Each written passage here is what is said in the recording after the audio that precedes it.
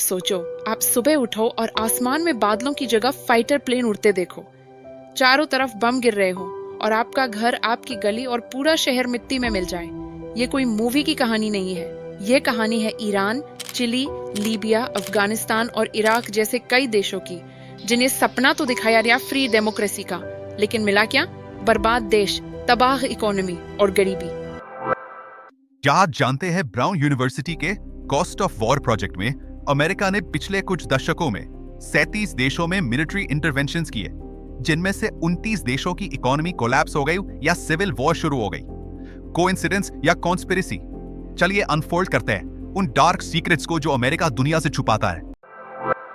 Chapter 1 Iran. ये कहानी start होती है 1951 के ईरान से, जब वहां इलेक्शन हुए और पावर में आए मोहम्मद मुसद्दिक। मुसद्दिक एक सोशलिस्ट सोच वाले नेता थे, इसलिए उन्होंने पावर में आते ही सोशलिस्ट पॉलिसीज लाना स्टार्ट कर दिया और शुरू कर दिया ईरानी ऑयल कंपनियों का नेशनलाइजेशन।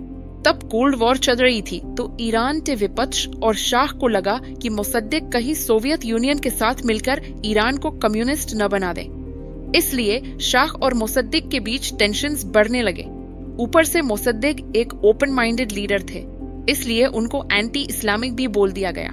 ये न्यूज पूरे ईरान में आग की तरह फैल गई और नेशनल वाइड प्रोटेस्ट स्टार्ट हो गए मुसद्दिक के खिलाफ। प्रोटेस्ट्स वायलेंट हो गए और इनमें 200 से 300 लोगों की जान चली गई।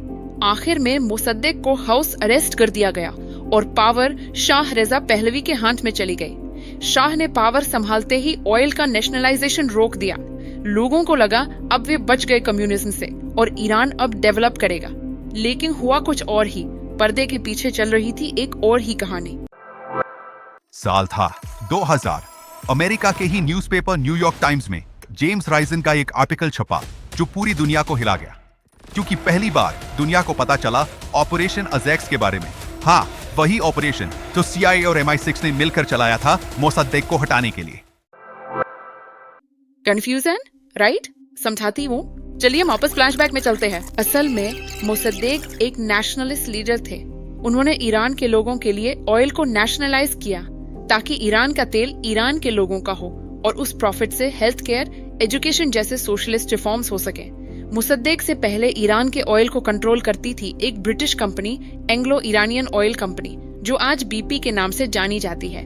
इससे ऑयल का मेजॉरिटी प्रॉफिट ब्रिटेन को मिलता था और ईरान को मिलता था सिर्फ 15%। नेशनलाइजेशन के बाद पूरा ऑयल कंट्रोल ईरान के पास आ गया। ये ब्रिटेन को बिल्कुल पसंद नहीं आया। ब्रिटेन ने ईरान पे ग्लोबल एम्बार्गो लगा दिया, ईरान के एसेट्स फ्रीज कर दिए और ऑयल शिपिंग रोक दी। इससे ईरान के ऑयल एक्सपोर्ट्स, जो ईरान के रेवेन्यू का लगभग 90% थे, वो कोलैप्स हो गए और ईरान बजट क्राइसिस में चला गया।